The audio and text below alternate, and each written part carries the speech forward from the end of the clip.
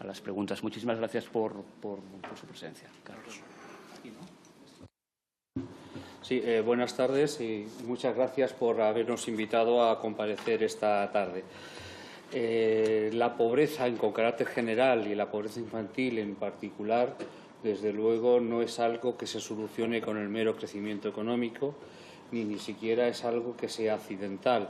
Tiene que ver con las políticas económicas, fiscales, sociales, laborales, de vivienda, de empleo, etcétera, que se hacen a lo largo de la vida los distintos gobiernos que van sucediendo a lo largo de la historia. Por lo tanto, eso es importante que lo tengamos claro. Y segundo, el agradecimiento es doble porque que esté la Comisión ya trabajando por un pacto nacional por la pobreza para la lucha contra la pobreza infantil nos parece especialmente importante. También tenemos que hacer una pequeña observación, que a lo mejor les pilla de sorpresa, pero no creo, y es que los niños no crecen en los árboles, suelen estar en familia, ¿no? Por lo tanto, los niños muchas veces cuando nacen, automáticamente, sin haber hecho absolutamente nada, ya son pobres o ricos. ¿Eso qué significa? Pues significa que son pobres o ricos dependiendo de la familia de la que nacen, ¿no? En ese aspecto y la situación de su familia. Pero no obstante, aunque ya saben que los que más me conocen y conocen a la red de lucha contra la pobreza y la exclusión social, que tenemos una fuerte idea de que la pobreza hay que afrontarla en todo el ámbito familiar, también es cierto que hay elementos específicos que afectan a la pobreza infantil, que afectan a los niños y que por tanto hay que tocarlo. Antes, para quien no nos conozca, la Red de Lucha contra la Pobreza y la Exclusión Social en España somos unas 8.000 organizaciones sociales. En total estamos agrupadas en 19 redes territoriales, las 17 comunidades autónomas y Ceuta y Melilla, pero también somos parte de una red a nivel europeo, que estamos en todos los países de la Unión Europea, los países candidatos a entrar en la Unión Europea y países miembros de la EFTA. Por lo tanto, somos la mayor red que hay en Europa, sobre todo que se ocupa de los temas de pobreza y exclusión social. Hay dos elementos que nos distinguen. Primero, queremos poner los temas de pobreza y exclusión en el centro de la agenda política, ¿no? Y segundo, queremos hacerlo de la mano de las personas que tienen experiencia en pobreza, y todo esto con un instrumento que es también con el conocimiento de cuáles son las situaciones de pobreza. Los informes que hace APN todos están basados en datos oficiales, por lo tanto no nos inventamos ningún dato, sino que los desarrollamos de los datos oficiales. ¿Y cómo se mide la pobreza en España y en Europa? Se mide de la misma manera y se mide tal como decidieron en el año 2009 los gobiernos, todos los gobiernos de la Unión Europea y la Comisión Europea. Por lo tanto, es la manera que tenemos de medir la pobreza en España y a esa nosotros nos atenemos. Hablando de pobreza, a mí me es muy difícil sustraerme a dar datos, ¿no? Pero imagino que de datos irán ustedes ya bien servidos y servidas con respecto a la intervención de mis anteriores compañeros, ¿no? Por lo tanto, me da un poco de pudor, ¿no?, empezar a hablar de datos, ¿no? Tendría que decir unos cuantos, ¿no? Pero una cosa importante al hablar de infancia es, y lo habrán dicho posiblemente ya anteriormente, es que muchas veces se afronta la infancia y automáticamente decimos porque son el futuro. Estamos hablando de infancia, vamos a hablar del presente. Y como es un presente muy rápido, muy inmediato, ¿no? Y con el tema de la pobreza pasa lo mismo. La pobreza es inmediata, es del día a día.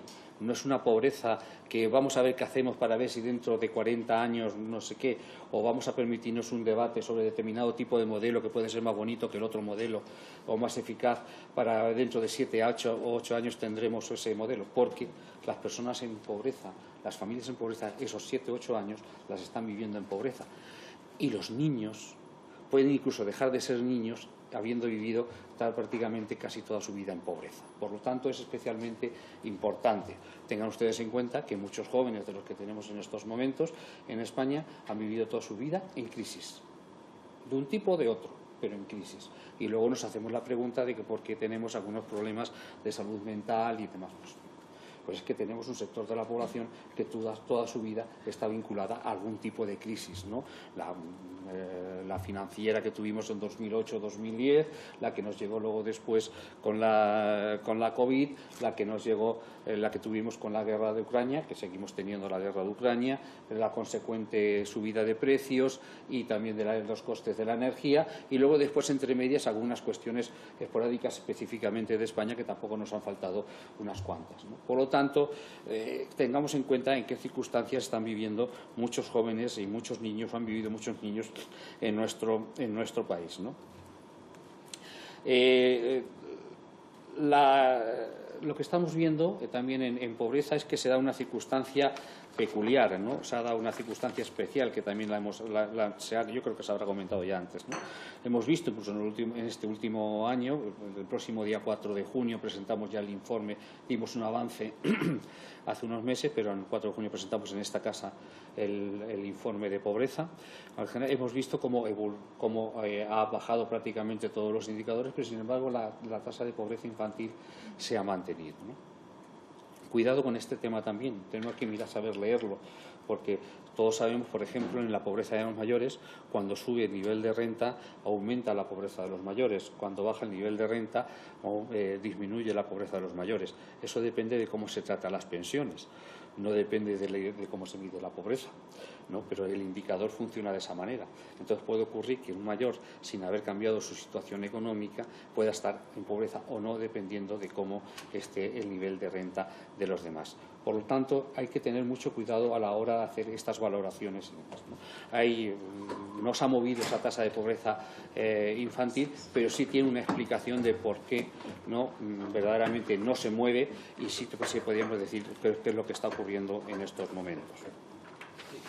Hay que tener en cuenta que un niño o una niña que crece en pobreza tiene más probabilidades de producir la situación de la vida adulta, generando un círculo que se perpetúa generación tras generación. Esto es lo que llamamos transmisión intergeneracional de la pobreza. Saben ustedes que el premio Nobel Stiglitz llegó a decir, hablando de Estados Unidos, pero es verdad que se puede aplicar a Europa, que el 90% de las personas que nacen pobres, hagan lo que hagan, por mucho que se esfuercen a lo largo de su vida, el 90%, hay un 10% que sí tiene suerte, ¿no? El 90% se morirán pobres, y el 90% de las personas que no son pobres, hagan lo que hagan a lo largo de su vida, aunque sean unos verdaderos patanes, morirán siendo ricos, ¿no? Por lo tanto, esto sí que es, la pobreza es un elemento estructural, es algo que tiene que ver con la estructura de nuestras situaciones familiares, de la estructura de los hogares, de la estructura del tipo de empleo, de la situación de vivienda, de los tipos de los servicios sociales que tenemos, del sistema educativo, del sistema sanitario, etcétera. Es decir, a la pobreza afectan muchos elementos, muchos sistemas que no son solamente el sistema de rentas, sino que son todos los sistemas de protección social y de desarrollo e incentivo social. También es lo que puede ser el sistema económico y el sistema de fiscalidad que se tiene en cada uno de los países, ¿no? Eso es especialmente importante que lo tengamos en cuenta, ¿no? Hay que tener en cuenta también que en España tenemos la pobreza, no afecta a todos los hogares por igual. Los hogares que tienen más hijos a cargo tienen mayores riesgos de vivir situación de pobreza, más que los que no tienen. Y no digamos ya la situación de las personas de las familias monoparentales. Las familias monoparentales, que en un 80% son familias con mujeres, de mujeres con hijos a cargo, ¿no? Las tenemos en un 50% de situación de pobreza. Y claro, la solución que se nos dice muchas veces, lo que hay que hacer es que tengan empleo. Muchas de ellas ya lo tienen, el empleo. Y lo que tienen además es un empleo no deseado a tiempo parcial. Y para eso no es una cuestión ya de rentas, no es una cuestión de que tengan más empleo, sino que para que tengan más empleo tenemos que tener un buen sistema de cuidados. Es decir, estamos hablando de que tenemos que tener un sistema de cuidado, un sistema de conciliación que permita precisamente acceder a esos empleos. Pero aún así, tenemos en España muchas personas que tienen empleo y que están en situación de pobreza. Esto significa que hacen falta otras medidas que tienen que ver con transferencias de rentas a las familias. Y en esto yo creo que tampoco voy a ser muy novedoso a la hora de plantear la necesidad de una renta, ¿no? O una prestación por hijo a cargo, por crianza, o como cada uno la quiera llamar. que además ha demostrado que tienen éxito. Antes he oído hablar de Polonia. Precisamente Polonia es uno de los países que más éxito ha tenido con el sistema que ha ido implantando. Y es verdad que necesitamos ese sistema de rentas y de protección a la familia, porque lo que hemos tenido en España muchas veces,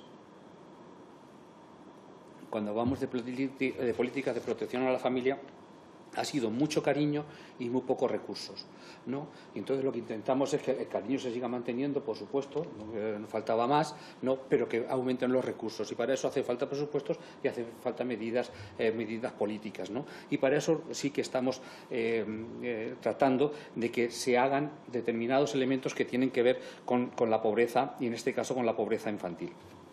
Primero, esta renta universal por crianza es necesaria, es urgente. La necesitamos ya, ¿no? En el sentido, y además tiene que ser un sistema que nos permita ser rápidos, evitar el non-TECAP. Hay que tener en cuenta que en Europa y en España tenemos unos niveles de non-TECAP muy altos. Non-TECAP significa de personas que tienen derecho a acceder a una prestación, pero que no llegan ni a pedirla muchas veces. No llegan a pedirla porque o no la conocen, o desconfían, o no tienen elementos para poder pedirla, lo que sea, por las distintas circunstancias. Por lo tanto, esto tiene que ver con que sea mucho más automático. Y bueno, el tener o no tener hijos yo creo que es bastante fácil de contrastar. No es necesario hacer grandes análisis ni grandes investigaciones. No, por lo tanto, es necesario que tengamos un sistema mucho más automático a la hora de llegar a estas prestaciones. Y para que esta prestación sea universal y llegue a todas las familias que lo necesitan, hay que utilizar el sistema fiscal, la agencia tributaria, ni demás, verdaderamente, porque lo conoce y lo puede tener. Pero para esto también hace falta hacer una recomendación que nos hace la AIREF y que decimos aquí encarecidamente. Es necesario que todas y todos los españoles hagamos la declaración de la renta. Otra cosa es que luego queden exentos de pagarlo. O sea, la exención se puede seguir manteniendo, pero la declaración hay que hacerlo. Es más, les digo, no sé si lo conocen ustedes, que hay un porcentaje bastante alto, no me acuerdo ahora mismo del porcentaje que era, bastante alto de personas que han accedido al ingreso mínimo vital, que les es obligatorio hacer la declaración de la renta, y cuando lo han hecho les ha salido a devolver. Por lo tanto, además, les ha salido, es beneficioso, ¿no? Yo recomiendo que todo el mundo haga declaración de la renta, y los que no tienen obligación, si les sale a pagar, pues bueno, pues como no tienen obligación, que no lo hagan, pero les sale a devolver, generalmente son personas con bajos recursos, les puede venir bastante bien, ¿no? Luego es importante que tengamos en cuenta, cuando hablamos de pobreza, que podemos tener la tentación de unir, por ejemplo, el crecimiento del Producto Interior Bruto y la reducción de la pobreza. Hay una relación, siempre hay una relación de todo con todo, pero no es directa en este caso. Hay que tener en cuenta que en España, cuando hemos tenido un crecimiento del PIB inmenso, como fue con la recuperación luego de la crisis financiera, después de ese crecimiento del PIB, el nivel de pobreza prácticamente se redujo en 2 puntos, pero verdaderamente no se redujo ni un solo punto con respecto al índice anterior al nivel de pobreza que había en España. Es decir, no funciona de manera automática. Se tienen que hacer medidas específicas, claras, para ir contra la pobreza y también específicamente contra la pobreza infantil. Y entonces aportamos por una articulación fiscal de políticas familiares a través de una deducción reembolsable. A nivel técnico, este modelo permite fomentar el aumento de progresividad fiscal y la disminución del non-TECAP, como he dicho antes. Además, tanto POI, UNICEF como Save Children han presentado el modelo, por lo tanto ya me abstengo de seguir haciéndolo, ¿no? En este caso. Y para poder avanzar, porque veo que yo estoy perdiendo más tiempo del que yo pensaba, es necesario actuar sobre el sistema educativo. Tengan en cuenta, la educación es el que más evita la transmisión intergeneracional de la pobreza. Es necesario trabajar contra la brecha digital, el abandono escolar, el fracaso escolar, que es distinto. Y no nos olvidamos del fracaso escolar y la falta de apoyos específicos. Y el fracaso escolar afecta especialmente a la comunidad gitana y a niños y niñas migrantes, es especialmente hijos de personas migrantes. Es especialmente importante que lo tengamos en cuenta, ¿no? Es necesaria la educación de 0 a 3 años. Si alguien ha visto un estudio de hace ya unos años del profesor Sarasa de Barcelona, ya nos decía que precisamente eso marcaba mucho la vida posterior de la infancia. Pero además en eso yo creo que ya estamos prácticamente totalmente todos de acuerdo. Hay que trabajar, como he dicho, con el abandono escolar temprano, evitar la segregación escolar de carácter socioeconómico que se sigue dando en muchos sitios de nuestro país, y hay medidas que pueden ser de interés, como pueden ser la puesta en marcha de un plan contra la segregación educativa, como han hecho en Cataluña y están funcionando en estos momentos, ¿no? Es asegurar el acceso equitativo a actividades extraescolares y de ocio educativo, porque, ojo, no es cuestión de que los niños pobres hagan cosas con pobres y con otros niños pobres. Es cuestión que los niños que están en situación de pobreza puedan acceder al sistema, digamos, de ocio, tiempo libre, de educación alternativa y demás que tienen los demás niños. Esa es la misión y eso es lo que tenemos que buscar, ¿no? Por lo tanto, promover una herramienta clave para prevenir la exclusión, promover la equidad equitativa y construir comunidades más cohesionadas. Tengan en cuenta que el sistema educativo puede hacer muchas cosas, pero no puede solucionar lo que no viene solucionado de casa. Es decir, ya vienen con situaciones de mucha desventaja muchos alumnos y entonces tenemos que actuar, y para eso el tercer sector podemos ser un elemento muy importante de trabajo y deberíamos estar presentes en ese pacto, ¿no?, a la hora de apoyar esas medidas para compensar las desventajas que se traen ya desde el hogar muchos niños y niñas. Y esto también afecta al sistema universitario, ¿no? Es verdad que no es la misma situación ni en la que entran los alumnos a la universidad ni en la cuando salen, porque salen con un mismo título, pero no con una misma situación para acceder a determinado tipo de puestos de trabajo y acción. No es lo mismo provenir de una familia trabajadora que tiene pocos recursos, que tiene pocas redes sociales y demás, que venir de una familia que tiene buenos recursos, buenas redes sociales y demás. No es lo mismo, la situación no es igual. Por lo tanto, es importante trabajar en esa dirección en el ámbito de la educación. Por supuesto, en la vivienda, ya se ha dicho antes, ¿no? Es necesario que trabajemos en el ámbito de vivienda, con apoyo a las familias, sobre todo a los suministros de la vivienda, que muchas veces las ayudas sociales se terminan yendo precisamente en los gastos de la vivienda y no en el mantenimiento de la equidad familiar. Y como veo que ya me he quedado sin tiempo, también hacer una referencia al tema de la burocratización. Yo lo que he oído ha sido como muy educado y yo voy a intentar ser educado, pero no estamos hablando de un problema de burocracia administrativa, estamos hablando de un tema de maltrato administrativo, ¿no?, de violencia administrativa a mucha gente, de cómo se hacen las cosas, de cómo se trata a la gente, de a la gente que no tiene capacidad de defenderse, de plantear cosas, de entender los documentos y demás. A esa gente hay que ayudarla y a esa gente tiene que haber gente que pueda ir con ella para poder hacer a que ellos confíen y a que ellos puedan fiarse y trabajar con todos ellos, ¿no? Y luego también es necesario, cuando estábamos hablando de proteger a la infancia, pasar también por la protección de los menores. Y en esta protección de los menores creemos que tenemos que tener en cuenta todas las situaciones que se están dando de ataques que tienen que ver muchas veces con la aporofobia. Miren ustedes, cuando una persona tiene un elemento de discriminación, que puede ser cualquiera, depende del que tengas enfrente. Muchas veces te discriminan más que tú te discriminas, sino te discriminan, ¿no? Pues si tú, además de ese elemento de discriminación, el que sea discapacitado, de orientación sexual no binaria, el raza, extranjero, lo que sea, si además eres pobre, las fastidia, porque te pilla todo. Y como tengas algunos elementos y además pobre, no sé qué, porque es verdad, puedes ser gitano y ser rico y vas a ser gitano, te van a discriminar, pero si además eres pobre, lo vas a pasar mucho peor, eso seguro. Por lo tanto, la aporofobia es un elemento importante a tener en cuenta. Ténganlo usted en cuenta en este pacto de lucha contra la pobreza infantil. Y termino y lo digo, lo repito nuevamente, los niños no nacen en los árboles, están en sus familias. Si no tenemos en cuenta todos estos elementos que tienen que ver con la sanidad, se me olvidó mencionar la sanidad, la atención temprana, el tema de oculistas, el tema de salud bucodental, el tema de, lo he dicho al principio, el tema de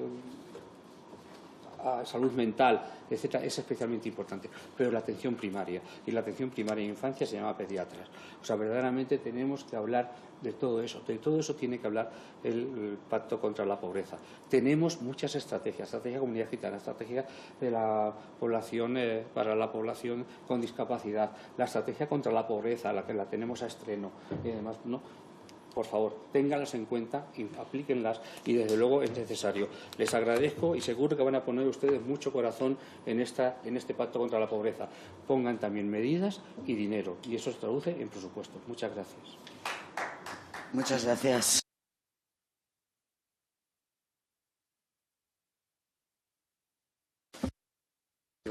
Seguidamente vamos al turno de intervención de los portavoces de los grupos parlamentarios. Empieza con el turno la diputada Valido del Grupo Mixto. ¿Sí? ¿Quiere? Pues todo suyo.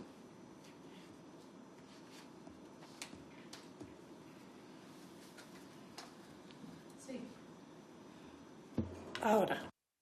Espero ser breve porque la verdad es que coincido en casi todo lo que usted ha dicho, pero me gustaría profundizar o reforzar dos aspectos que a mí me parecen que tienen una incidencia importante en la pobreza de las familias y, por tanto, en la pobreza de los niños y las niñas que, como usted dice, están en las familias. Por un lado, usted ha hablado de algo que yo siempre digo que es como una burocracia infernal hecha para que la gente no pida las ayudas. Da la sensación de que se hace adrede para que no puedan llegar.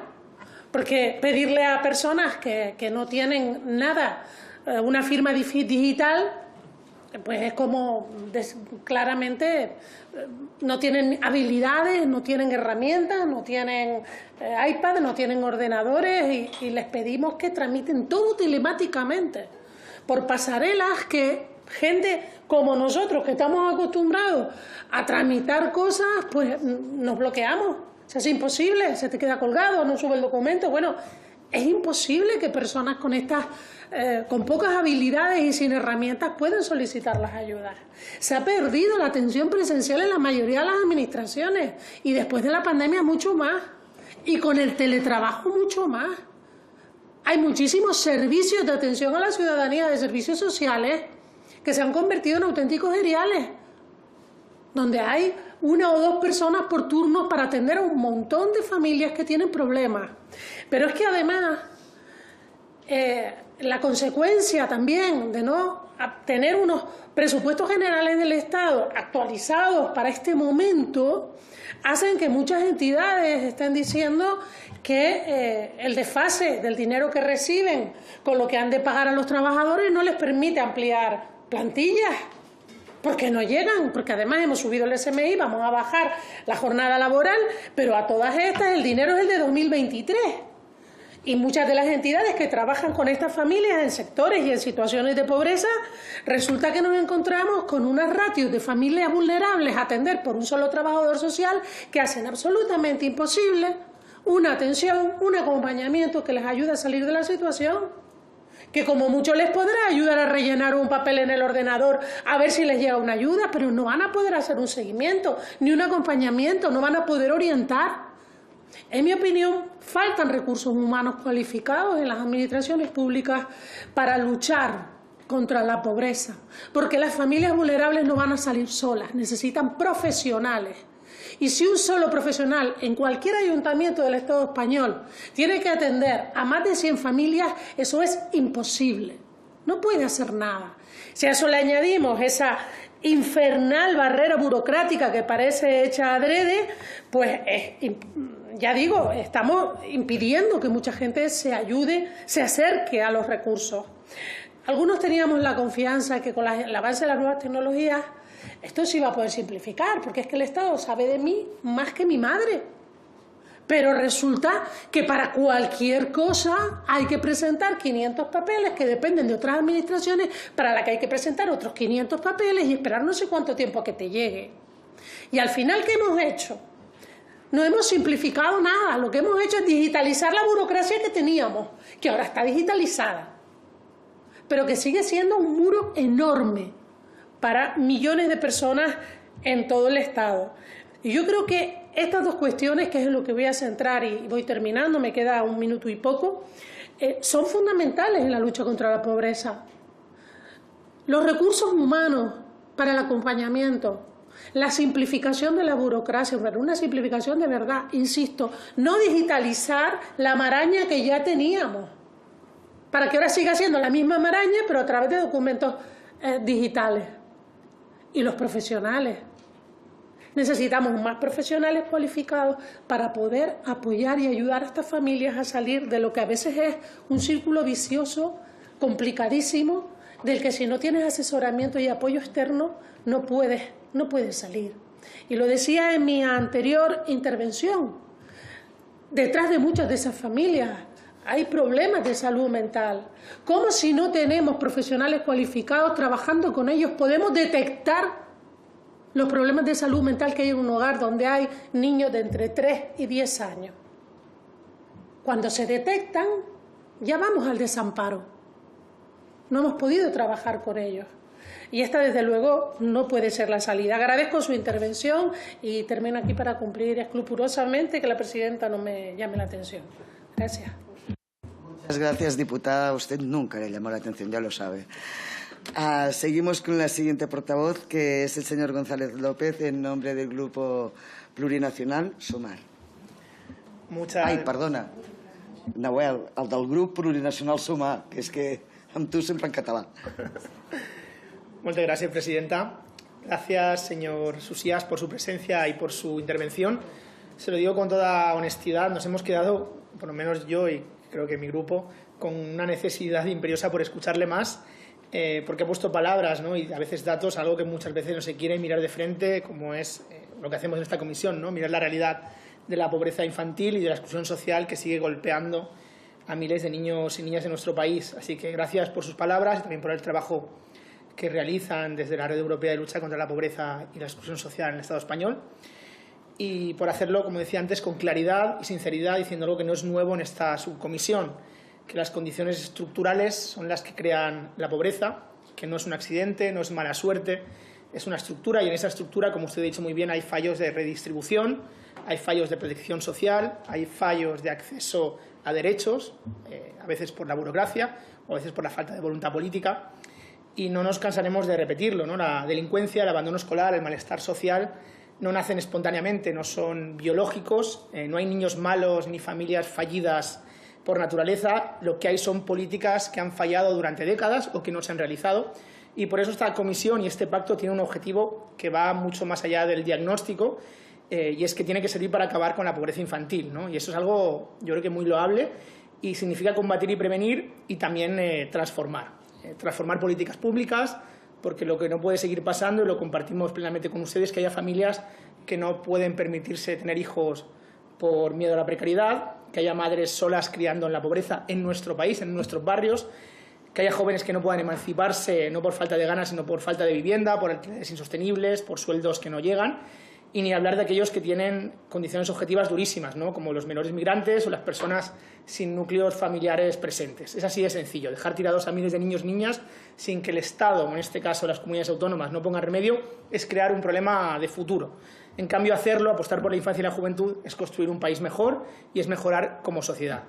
Como saben, desde nuestro grupo parlamentario llevamos en el programa y lo seguimos peleando con fuerza dentro del Gobierno. Apostamos por una renta universal por crianza y nos alegramos, ¿no?, de que compartan esta voluntad, y nos gustaría, ¿no?, que esta ayuda estructural que reconoce, ¿no?, la tarea de criar como un trabajo social esencial y que debería llegar sin laberintos burocráticos, debería ser de gran consenso en esta comisión, y esperamos que así sean las intervenciones de mis compañeros y compañeras. Y esto va unido a algo igualmente urgente, que es el acceso a la vivienda. ¿Cómo vamos a estar acabando con la pobreza infantil si las familias siguen aguantando en casa a los jóvenes en pisos sin estabilidad, sin barrios, sin comunidad? ¿Cómo vamos a pedirle a los jóvenes desde aquí que tengan hijos y lo primero que tienen que hacer es irse de su ciudad porque no pueden pagar un alquiler? Así que combatir la pobreza infantil es también garantizar, y una vez más lo decimos, como lo dicen en las calles, una vivienda asequible, pública y digna. Es evitar que los jóvenes tengan que elegir entre independencia o miseria. Es asegurar que todas las niñas y niños puedan crecer en entornos seguros con servicios públicos de calidad. Porque mientras nosotros estamos debatiendo esto con seriedad, Hay grupos parlamentarios que vienen a esta comisión a hablar de conspiraciones, de teorías delirantes, a negarlo todo, la Agenda 2030, y frente a ellos este pacto contra la pobreza se convierte en una defensa del sentido común, de la decencia y de la democracia, y más hacerlo al lado de entidades como la de ustedes. Así que desde el Gobierno y desde el Ministerio de Infancia han comenzado a dar pasos que reconocemos, ¿no?, y lo reivindicamos, pero necesitamos más ambición, más política redistributiva, más compromiso con el futuro, y desde aquí, con el apoyo de las entidades, pensamos que tiene que ser el lugar oportuno. Y termino con dos preguntas muy concretas para seguir avanzando, ¿no?, un poco en la conversación que hemos tenido y en su intervención. ¿Cómo cree que debería articularse esta renta universal por crianza para que sea verdaderamente transformadora? Ha sido un fantasma, ¿no?, que ha recorrido toda esta subcomisión hoy, que es el tema de la burocracia y que a veces las ayudas no están siendo efectivas. ¿Cómo hacerla más efectiva si se hace? Y, en segundo lugar, ¿cómo cree que se debería actuar en materia de vivienda? ¿Creen que el modelo de vivienda tutelada funciona, no funciona? Y, en materia de vivienda, ¿qué actuaciones harían? Muchas gracias. Moltes gràcies, diputat. Seguidament, por el Grupo Parlamentario Vox, tiene la palabra la diputada Armario González. Gracias.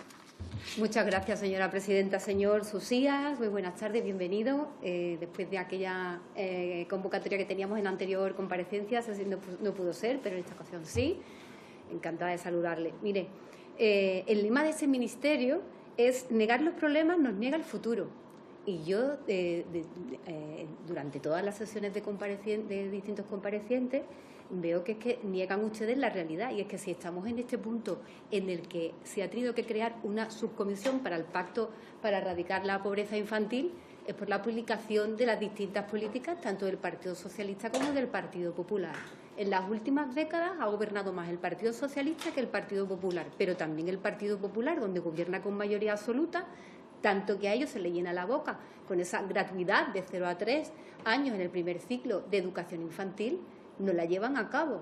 Luego, aquí estamos ante una situación de hipocresía. Por eso nosotros, señor Susías, no vamos a participar en ese consenso de pacto de Estado contra la erradicación de la pobreza, porque creemos que sería darle un balón de oxígeno al Gobierno y, por supuesto, estar de acuerdo con aquellos que generan la pobreza durante todo este tiempo donde gobiernan, en todas las instituciones donde gobiernan, independientemente si sean comunidades autónomas o incluso en el Gobierno.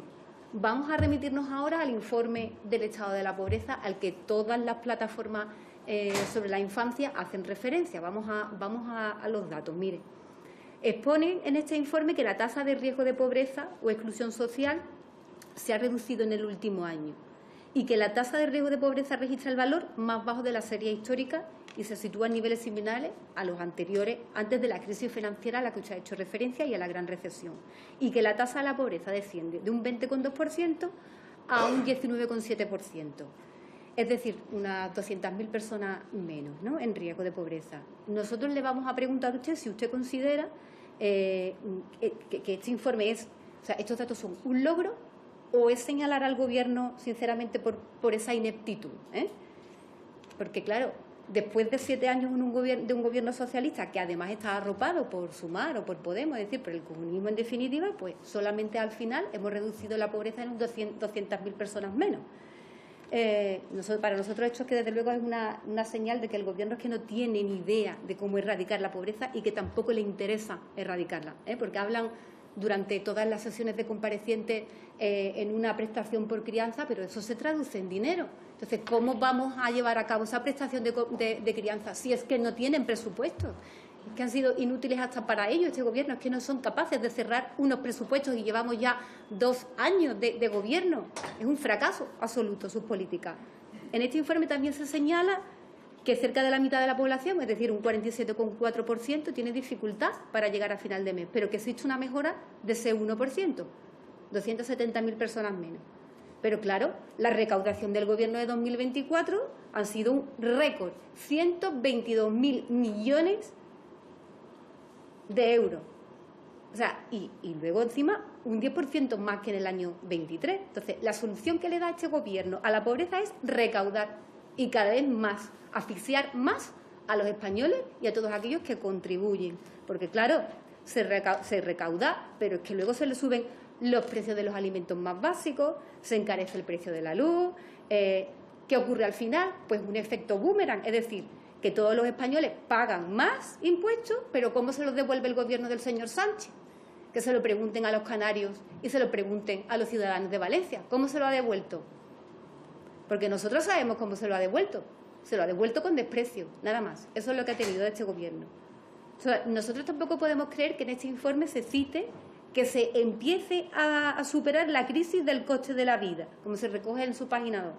Pero si un 47,4% no llega a final de mes, ¿será que el coste de la vida está más vivo que nunca, no?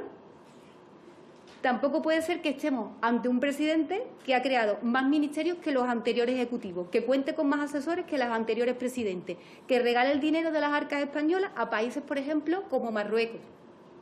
Los españoles saben perfectamente, señor Susía, que están en manos de un gobierno que es traidor a esa justicia social que él tanto predica. ¿Por qué? Hablaba antes la señora diputada del Partido Socialista de los fondos Next Generation. De los 80.000 millones de euros que ha dado Europa a España de los Next Generation, solamente 97 millones, 97, han ido a parar al Ministerio de Juventud e Infancia. ¿Y sabe usted en qué se ha aplicado? En investigación de I+D+I. Esta es la hipocresía del Gobierno cuando quiere crear un pacto de Estado contra la pobreza infantil. Y termino, señora presidenta. Este informe tiene el título perfecto que vive España en este momento. España es el estado de la pobreza, señor Susías. Muchas gracias, señora presidenta. Muchas gracias, señora diputada.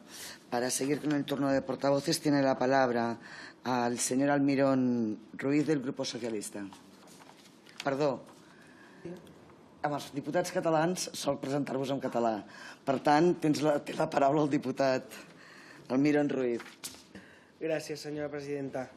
Y muchas gracias también, señor Susías, por su intervención y por el trabajo imprescindible que desarrolla la Red Europea de Lucha contra la Pobreza y la Exclusión Social en España, no solo desde el rigor técnico, sino también desde el compromiso ético con las personas más vulnerables.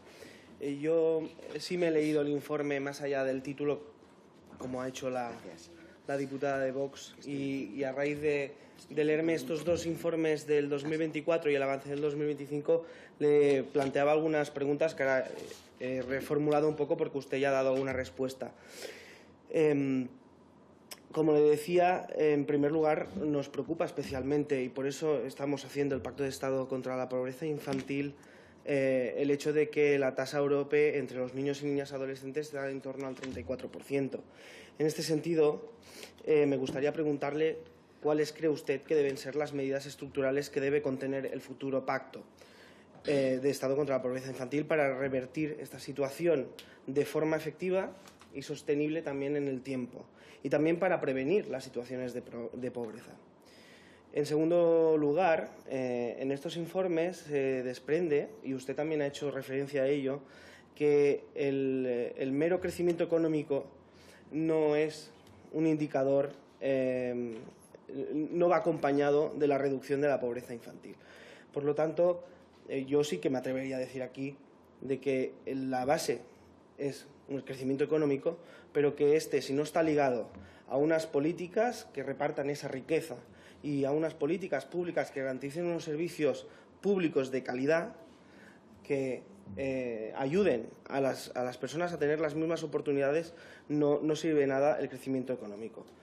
De hecho, según sus datos, los sistemas de garantía de renta, las transferencias públicas, sí demuestran eficacia. Retiran de la pobreza a más de 10 millones de personas. ¿Cómo cree que podríamos mejorar los sistemas de transferencia más allá del incremento de las partidas económicas, que creo que todos y todas podemos llegar a la conclusión de que no son suficientes y que habría que aumentar, pero más allá de aumentarlas, ¿cómo podríamos mejorar esas transferencias? Y creo que usted también ha dado alguna pincelada en ese sentido. Un tercer aspecto que me ha llamado la atención de estos informes es que casi la mitad de las personas en situación de privación material y social severa no son pobres. Usted decía que según la horquilla que estemos hablando de las rentas, pues hay niños y niñas que son pobres pero que no salen reflejados como tal. Es decir, que hay cientos de miles de personas, de familias y de niños que tienen una familia que a final de mes no llegan con los ingresos que tienen no pueden afrontar imprevistos ni calentar su vivienda, pero que no entran en el radar de muchas políticas públicas. ¿Qué medidas se podrían implementar para mejorar este radar?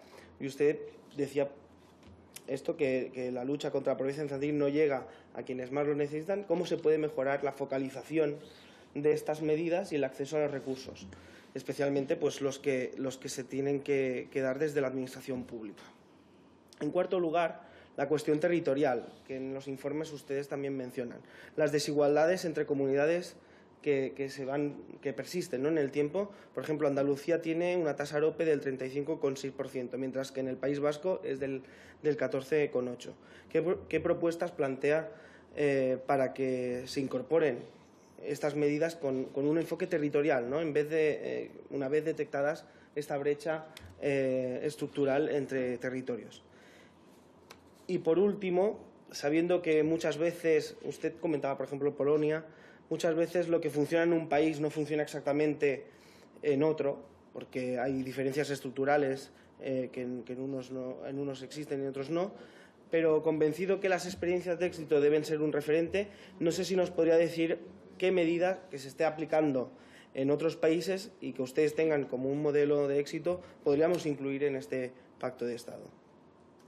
Y para acabar, darle las gracias de nuevo por su trabajo y por acompañarnos en este proceso. Espero que los grupos, ya Vox ha manifestado que no le interesa solucionar la pobreza infantil y que estoy convencido que podremos entre todos pues, llegar a un pacto de Estado que pueda poner fin a la pobreza infantil en España. Muchas gracias. Gràcies, portaveu. I para finalizar el turno de fijación de posiciones por parte de los grupos parlamentarios, tiene la palabra por el Grupo Popular en el Congreso la señora Abades Martínez. Gracias, presidenta. Bienvenido, señor Susías Rodado. Le agradecemos su comparecencia y le felicito por la tercera elección como presidente de la Red Europea de Lucha contra la Pobreza y Exclusión Social en España.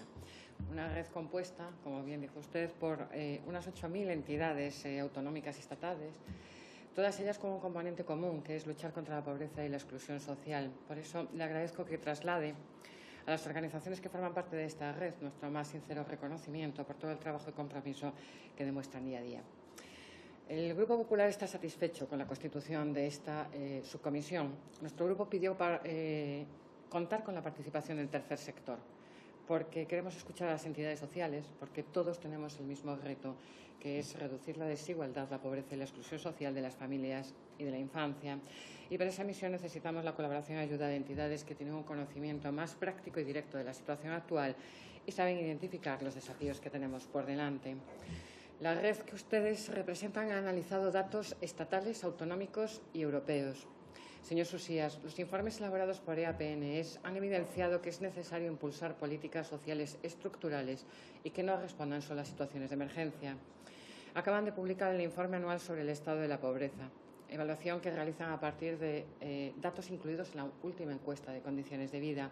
Informe que indica que la tasa AROPE disminuye en la mayoría de los grupos de población, salvo entre los niños, niñas y adolescentes. La infancia es el único grupo en que la tasa de riesgo de pobreza y exclusión social AROPE ha aumentado, o sea, situándose en el 34,6% frente al 26,1% de la población en general. Y los datos publicados esta semana, la semana pasada, por Eurostat, evidencian que la situación de la infancia en España se sigue agravando. España tiene la mayor tasa de pobreza infantil de toda la Unión Europea, un 29,2% de los menores que viven en nuestro país lo hacen en condiciones de pobreza, lo que supone 9,9 puntos porcentuales más que la media comunitaria, que es del 19,3%.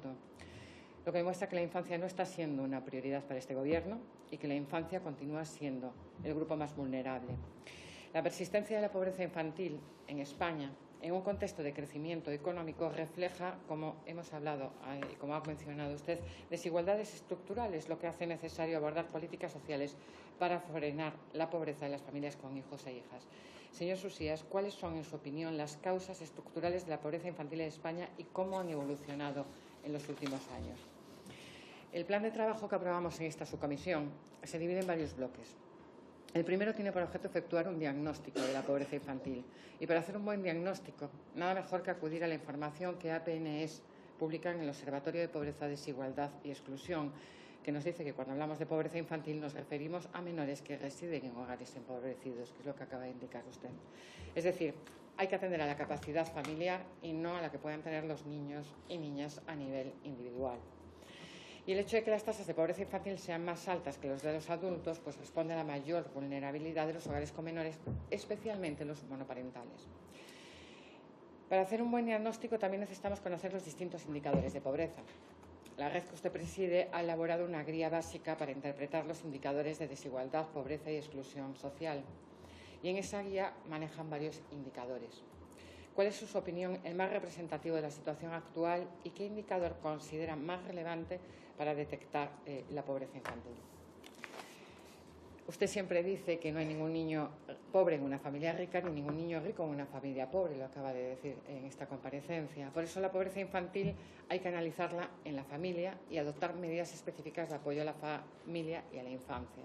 España es uno de los países que menos invierte en las familias, 1,6% del PIB frente al 2,5% de la media europea. Inversión además ineficiente, ya que no llega a los hogares más vulnerables. Por eso necesitamos medidas para reducir la desigualdad, la pobreza y la exclusión social, porque cuando se toman medidas específicas se obtienen resultados que con carácter general benefician a todas las personas y en este caso a los más vulnerables, que son los menores. Y necesitamos presupuestos. Y este Gobierno no ha sido capaz de aprobar unos presupuestos en esta legislatura, lo cual impide adoptar medidas contra la pobreza infantil. Señor Useas, usted dijo, la pobreza es inmediata, día a día. ¿Cuáles son las medidas más efectivas para reducir la pobreza infantil en el corto y medio plazo? Son muchas las preguntas que me gustaría formularle, pero no tenemos más tiempo. Le agradecemos que hoy nos acompañe porque nos interesa conocer la opinión de la red que ustedes representan como paso previo al diseño y puesta en marcha de propuestas y medidas eficaces de lucha contra la pobreza. Y a modo de resumen, 3 cuestiones que creo que la subcomisión tiene que analizar para elaborar las conclusiones y sobre las que agradecería conocer su opinión para reducir la pobreza infantil. Las causas estructurales, los indicadores más representativos y las medidas a corto y medio plazo. Nada más y muchas gracias a todos los que os esforzáis cada día para mejorar la vida de los niños, niñas y adolescentes. Gracias. Muchísimas gracias, diputada. Pues a continuación tiene el turno de palabra el señor Susías para responder las preguntas y cuestiones suscitadas y para cerrar su intervención. De acuerdo, muchas gracias, señora presidenta. Muchas gracias a todas y todos las portavoces y portavoces de los grupos.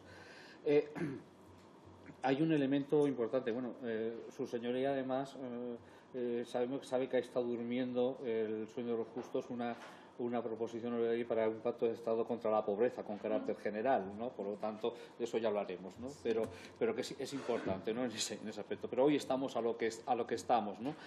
Y mire, ha hecho usted una referencia a un tema que parece que muchas veces no tiene en cuenta. Es verdad que no solamente hay que ayudar, sino también muchas veces también hay que apoyar a los que ayudan, ¿no? Y ha hecho usted referencia al tema de los profesionales de los servicios sociales, que es verdad que han tenido un proceso de deterioro de los servicios sociales importante. No se han llegado a recuperar todavía de la crisis de 2008.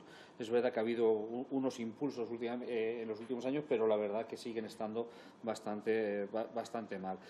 Es muy importante el acompañamiento, como usted bien dice, y también hay cosas que tienen que ver con leyes económicas que no tienen que ver para poder hacer cosas. Usted ha mencionado los problemas que tienen muchas veces por una actualización incluso de salarios y demás en el tema, pues en el ámbito del tercer sector. Una de las cosas que pueden ustedes mirar ya de paso, que están con el pacto de la pobreza, es la ley de desindexación, ¿no? Y demás, que impide que no solamente a las entidades sociales sino a las empresas el poder actualizar los contratos y los convenios que tienen con las administraciones, ¿no? Y eso les llega muchas veces a entrar en situaciones de verdadero quebranto económico, ¿no? Por lo tanto, yo lo sugiero, ahí está, ¿no? Mírenlo, que puede ser un elemento importante, ¿no? Y bueno, yo creo que sí tenemos muy claro como tercer sector que uno de los elementos que se han ido generando a lo largo, cuando he dicho que muchos jóvenes llevan toda su vida en una situación de crisis y demás, esto no se puede alejar del problema de salud mental que estamos hablando. Además, las últimas muy intensas y dependiendo de la edad en la que te pille puede ser mucho peor. Pero además está la salud mental de la propia familia, ¿no? Yo simplemente hacer un pequeño recordatorio de lo que nos dijo una señora que tenía trabajo en un encuentro de participación con personas con experiencia en pobreza. La IAPN hace los encuentros de participación con personas con experiencia en pobreza en Europa, lo fue una iniciativa de la Unión Europea, en España y en las comunidades autónomas, ¿no? Y nos decía esta mujer que, claro, es que el problema que tenía ella es que ella tenía trabajo, cuando el dinero que entra con una mano ya está gastado por la otra en el mismo momento, y entonces eso me llega a estar permanentemente eligiendo, tomando decisiones de qué compro, qué pago, qué hago, ¿no? Y a eso se añadía el que, como tenía 3 hijos y demás, se añadía que mamá, quiero esto, no, mamá, no, mamá, no. O sea, y los hijos terminaban diciendo, mamá, siempre, ¿para qué tienes que pedir nada si siempre es no? Y eso llegaba a una situación de quebranto familiar, de tensión familiar, de salud mental, no solamente de los niños, sino de la propia madre, ¿no? En este caso. Por lo tanto, es especialmente importante que lo veamos es un conjunto, que eso es algo que está ahí. Que estar pobre en este país no es estar pidiendo en la puerta de una iglesia. Los pobres, las personas pobres en este país están yendo al supermercado, compran, pero compran cosas lo que buenamente pueden, ¿no? Y lo más barato, ¿no? En ese aspecto. Por lo tanto, gracias por su intervención, porque me parece importante. El señor Rodríguez también de Sumar ha hecho referencia a muchos colectivos que se encuentran en unas situaciones especialmente complicadas. Nosotros en el último informe ya no hablábamos tanto de infancia, juventud o mayores, sino que hacemos de lo que es de pobreza a lo largo de la vida, porque al final hay una correlación de lo que va ocurriendo a lo largo de la vida. La cita que he hecho antes de Stirling, pero se podía materializar en lo que acabo de decir ahora mismo y demás. Es importante, desde luego, si tuviese que elegir un elemento básico, sería esa prestación universal por crianza. Para mí, que es la más importante que podríamos hacer en estos momentos. Y, por supuesto, también se ha dicho, luego alguien preguntaba de cómo se podría hacer esa prestación. Desde luego tiene que ser de una manera directa, automática, ¿no? Podemos poner un nivel de renta, pero si no se pone no pasa nada, o sea, realmente hay que poner un nivel de renta, ¿no? Y que sea automática. Para eso es verdad que es necesario que la gente haga la declaración de la renta, pero la agencia tributaria ya lo puede hacer sin necesidad de hacer esa declaración de la renta. Eso ya lo podemos hacer, ya hay mecanismos, y verdaderamente sería mucho mejor, el bien obtenido sería mucho mayor que lo que podríamos estar generando de verdad que es un gasto social. Además, ya lo han dicho otros compañeros adelante, pero además también produce retornos, ¿no? Es decir, que todas estas ayudas a las familias empobrecidas, cuando reciben una ayuda, no solo gastan en un yate, ni se lo llevan a Suiza, ¿no? Estas familias se lo gastan en la tienda de la esquina, ¿no? Y además en lo que consideran que es oportuno para su familia, porque las familias empobrecidas también saben vivir y saben hacer gastar sus dineros y quieren a sus hijos igual que las familias que tienen altas rentas. O sea, no los quieren menos, los quieren igual, ¿no? En ese aspecto. Por lo tanto, yo creo que esa medida sería especialmente importante.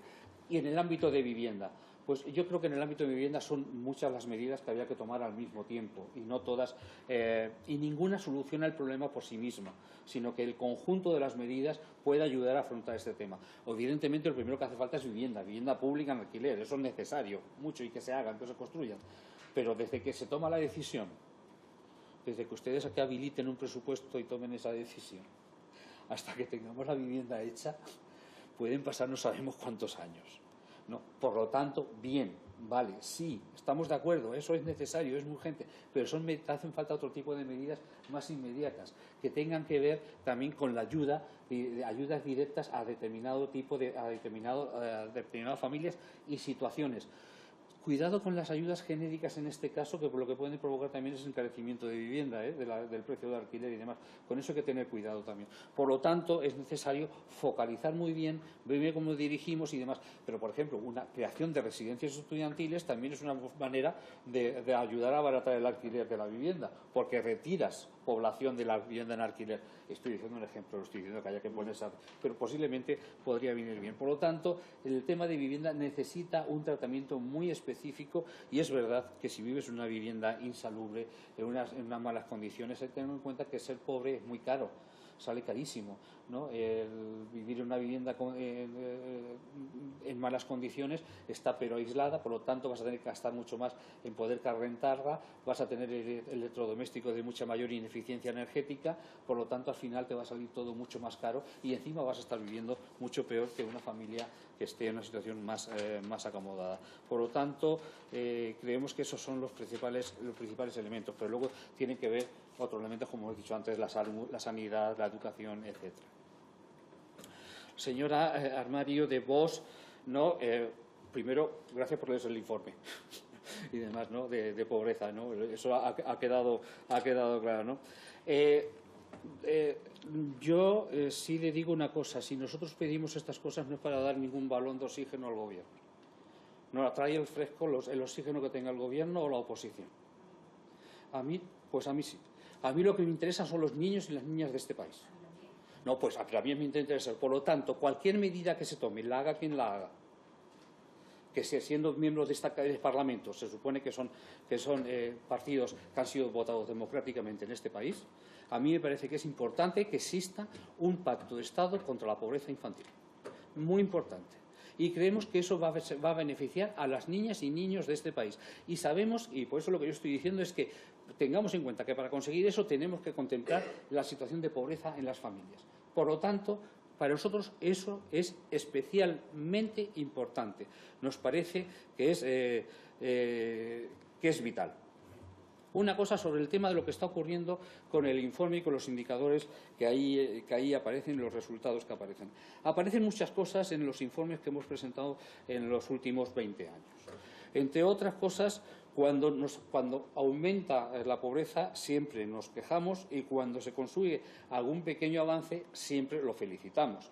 Pero siempre decimos que es intolerable que tengamos 12 millones y pico de personas en situación de pobreza. Eso lo decimos siempre, ¿no? Y nos parece que también hay que tener en cuenta lo que se hace bien y lo que se hace mal, porque nosotros no nos gusta lo de pata para adelante, esté bien o esté mal. No, mire, algunas de las medidas que se han tomado en Europa, en España y en las comunidades autónomas para afrontar la crisis de la COVID-19, algunas de esas medidas han conseguido que no aumente la pobreza en este país en más de 1,5 millones de personas. Y eso está ahí. Y es así. Y también le digo, mire usted, algunas medidas del escudo social que podía haber sido mucho mejor y hemos reclamado que fuese mucho mejor, ha evitado que muchas personas lo pasen mucho peor de lo que lo han pasado. Y eso ha sido gracias a lo que se han hecho en la Unión Europea, en el Gobierno de España y las comunidades autónomas. Lo que han hecho todos los gobiernos que nos hemos dotado. Porque esas cosas no ocurren por magia, indistintamente de los partidos que hayan estado gobernando.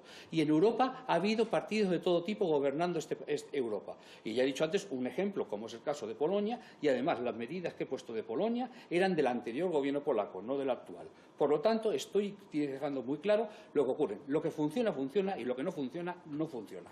Indistintamente de que nos guste quien gobierne o deje de gobernar.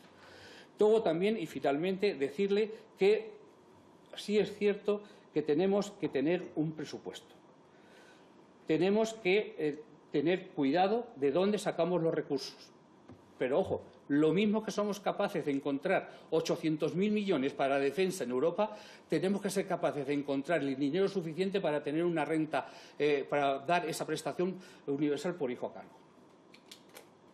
No podemos decir una cosa sí y la otra que no. Eso tiene que quedar muy claro también. Estamos hablando de los niños y las niñas de este país. Y estamos hablando de la gente que tiene más dificultades en este país. Por lo tanto, tienen derecho a que se les trate con la dignidad que se les tiene que tratar. Y un pacto contra la pobreza infantil es algo necesario, justo y digno. Y por eso lo defendemos. Y en esto las entidades sociales no nos llevamos nada. Simplemente decimos que es necesario. porque a las entidades sociales, cuanto mejor le vaya a la población, mejor nos va a ir a nosotros. Porque lo que queremos es ese progreso social. Desde luego, la situación que vivimos en España es complicada. Tenemos 12 millones y pico de personas, que es una barbaridad en estos momentos, y tenemos que tomar medidas que vayan contra esa barbaridad. No contra las personas, sino contra esa situación que estamos viviendo. Y para eso, desde la EAPN venimos diciendo desde hace tiempo que son necesarias unas políticas de rentas para las familias que tienen que ver con empleos dignos y suficientes. Y eso tiene también que ver con los salarios dignos y suficientes. Tiene que ver también con unas pensiones dignas y suficientes. Y tiene que ver con un sistema de rentas mínimas que funcionen mucho mejor. Es más, el ingreso mínimo vital, que por cierto ha superado con mucho en la mayoría de las comunidades autónomas los sistemas de rentas mínimas autonómicos, lo que tiene que tener es, por ejemplo, medidas que no tienen que ver con la burocratización, sino que tienen que ver con el dislate que la propia legislación, que tiene que ver de tener en cuenta la renta del año pasado para tener la situación de pobreza. Con eso hay que terminar. Hay que hacerlo y hay que hacerlo de manera inmediata. Pero es que además del sistema de rentas tenemos que ver el sistema educativo, como he dicho antes. Tenemos que ver el sistema sanitario. Tenemos que ver cómo está el sistema, el tema de vivienda, que ya también he hecho referencia a él, y un sistema de servicios sociales equitativo. Y luego, por supuesto, políticas económicas que no vayan en contra de la gente, sino políticas económicas verdaderamente que permitan un crecimiento inclusivo, porque es verdad que tiene que haber crecimiento, que tiene que haber bienestar, crecimiento económico para que se produzcan unos procesos de redistribución. Pero para erradicar la pobreza lo que tiene que haber es voluntad de erradicar la pobreza y medidas específicas para erradicar la pobreza. Si no, eso es claramente imposible. Ya me he metido en algo en lo que me había planteado el señor Almirón del Grupo Socialista, y se hacían unas referencias a algunas preguntas que me parecen importantes. Mejorar el sistema de transferencias, yo creo que ya he hecho referencia a ello, sobre todo en el ámbito de la renta, de la prestación por hijo a cargo, tiene que ser automática, no puede ser de otra manera. Eso está claro, y si no, porque si lo hacemos simplemente en el proceso de comprobación y demás, primeramente vamos a tener unos niveles de NOTECAP altísimos, porque la gente no tiene cualidad, mucha gente no tiene capacidad o tiene miedos o inseguridades, a no ser que hagamos un sistema de refuerzo impresionante, no solamente los servicios sociales básicos, sino por el propio tercer sector, y eso es especialmente complicado. Y luego tenemos que, por supuesto, también tenemos que, cuando me dice que medidas para mejorar el radar, ¿no? Para mejorar de cómo detectar.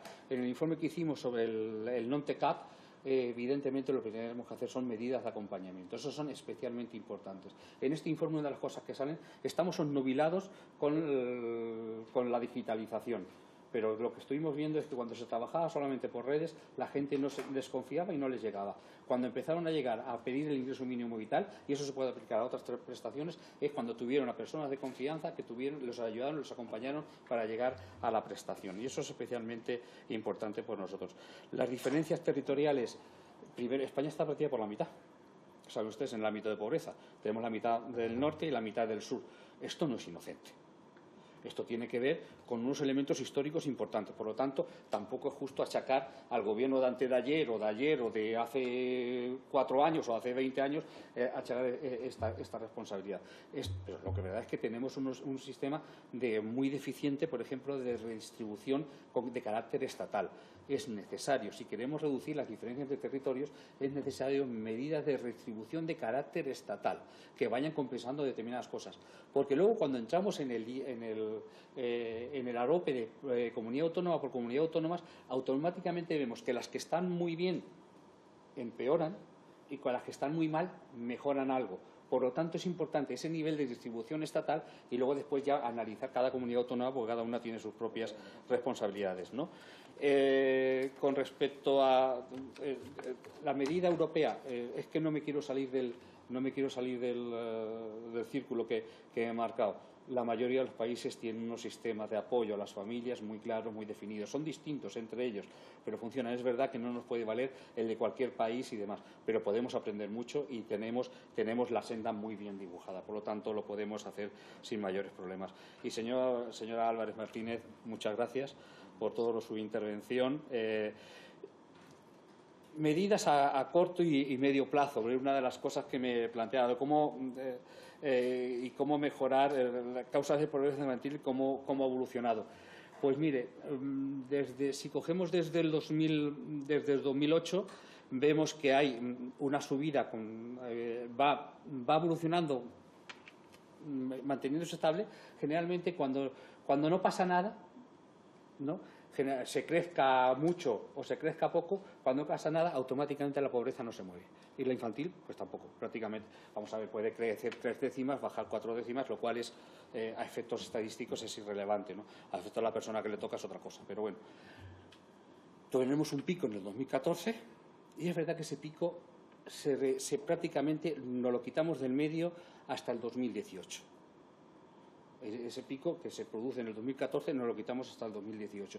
Y a partir del 2018 tenemos una senda de crecimiento de la pobreza infantil que aproximadamente en estos momentos estaríamos hablando de como 2 puntos aproximadamente lo que hemos tenido de crecimiento de pobreza infantil. ¿Esto qué significa?